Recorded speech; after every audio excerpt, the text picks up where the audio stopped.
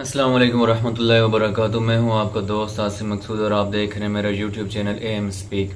आज हम बात करेंगे कोयटा में होने वाले एक दिलखराश वाक़े के ऊपर कि कोयटा में एक शख्स आप सल्लल्लाहु अलैहि वसल्लम की शान में नाउज़ुबिल्लाह गुस्ताखी करता है। एक होटल बताया जा रहा है कि वो एक होटल का मालिक है। उसके गुस्ताखी करने के बाद अवाम ने शदीद एहतजाज किया, जिसके दबाव पर, अवाम के दबाव पर वहाँ की मकामी पुलिस ने उस शख्स को गिरफ्तार किया, उसके ऊपर FIR दर्ज की। लेकिन कल भी ये वाक़या हुआ कि अवाम ने थाने के ऊपर चढ़ाई की और उस शख्स को कत्ल करने की कोशिश की कि हम उस शख्स से खुद हिसाब लेंगे। क्यों अवाम का हमारी अदालतों के ऊपर से एतबार उठ चुका है कि यहाँ पहले एक आसिया मलूना वाला केस भी आया है कि जिसको क्या कर दिया गया, हुकूमती साए में, हुकूमती सरपरस्ती में उसको बाहर बैरून मुल्क मुंतकिल कर दिया गया।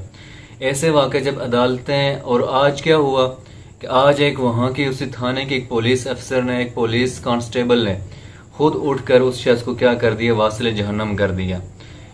जब अदालतें फैसला, एक कौल है कि जब अदालतें फैसला नहीं करती तो फिर क्या करते हैं, गाजी खुद फैसला करते हैं। जब जज के कलम बिक जाते हैं तो फिर गाजी की तलवार फैसला करती है। आज फिर वही हुआ कि उस शख्स को एक पुलिस कांस्टेबल ने वासिल जहन्नम कर दिया। लेकिन हमें इस चीज़ पर गौर करना चाहिए कि दिन ब दिन इन वाक़यात में इजाफा क्यों होता जा रहा है।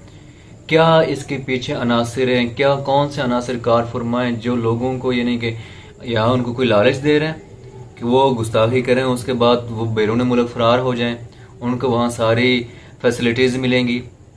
दूसरी बात, या उनको कोई गलत गाइड कर रहा है, उनकी कोई जहन साजी की जा रही है कि जिसके बाद वो उनकर क्या करते हैं, ऐसे नाउज़ुबिल्लाह ऐसे गुस्ताखाना अल्फाज, गुस्ताखाना कलिमात कहते हैं। कभी हुज़ूर पाक सल्लल्लाहु अलैहि वसल्लम की शान में गुस्ताखियाँ करते हैं, कभी सहाबा इकराम की शान में गुस्ताखियाँ करते हैं।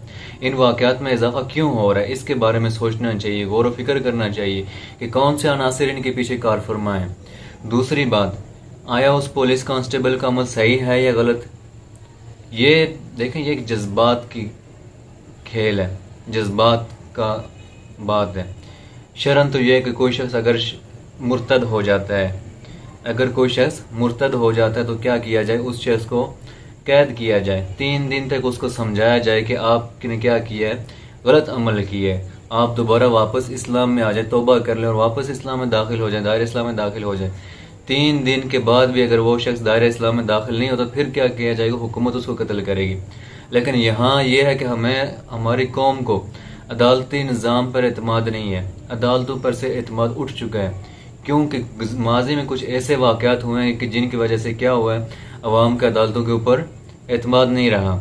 हमारी अदालतों में मिलियंस के हिसाब से केसेस पड़े हुए हैं, लाखों के हिसाब से केसेस पेंडिंग पड़े हुए हैं और वहाँ फैसले नहीं हो रहे। बंदे फौत हो जाते हैं लेकिन उनके 10 साल बाद उनके केस का फैसला हो रहा है, जब बंदा कब्र में चला जाए। यह हमारा अदालती निज़ाम है। दुनिया की 140 अदालतों में से पाकिस्तान की अदालतों का 130 नंबर पे 30वां नंबर है, 130 नंबर है पाकिस्तान की अदालतों का। यह है हमारे अदालती इंसाफ का निज़ाम।